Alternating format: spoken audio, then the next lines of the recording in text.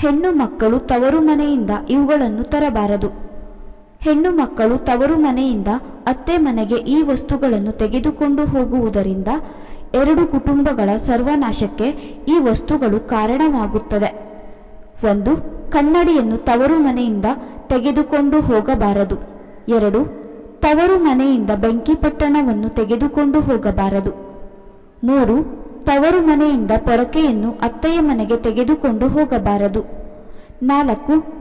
ಒಣಮೆಣಸಿನಕಾಯಿ ಹಾಗೂ ಹಸಿಮೆಣಸಿನಕಾಯಿಯನ್ನು ತವರು ಮನೆಯಿಂದ ಅತ್ತೆ ಮನೆಗೆ ತರಬಾರದು.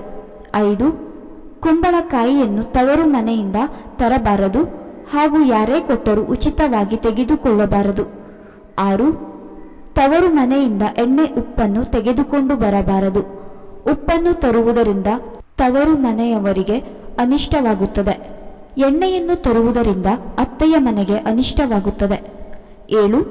ತವರು ಮನೆಯಿಂದ ಕತ್ತಿ, ಚಾಕು, ಬ್ಲೇಡು, ಮಚ್ಚು ಇಂತಹ ವಸ್ತುಗಳನ್ನು ಅತ್ತೆಯ ಮನೆಗೆ ತರುವುದರಿಂದ ಗಂಡ ಹೆಂಡತಿಯ ನಡುವೆ ಕಲಹಗಳು ಹಾಗೂ ಎರಡು ಕುಟುಂಬಗಳ ನಡುವೆ ಜಗಳಗಳು ಉಂಟಾಗುವ ಸಂಭವಗಳಿವೆ.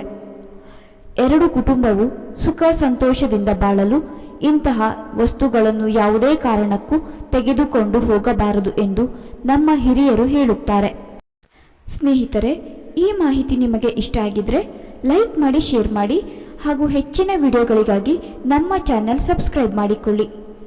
ಕೇಳಿದ್ದಕ್ಕಾಗಿ ಧನ್ಯವಾದಗಳು.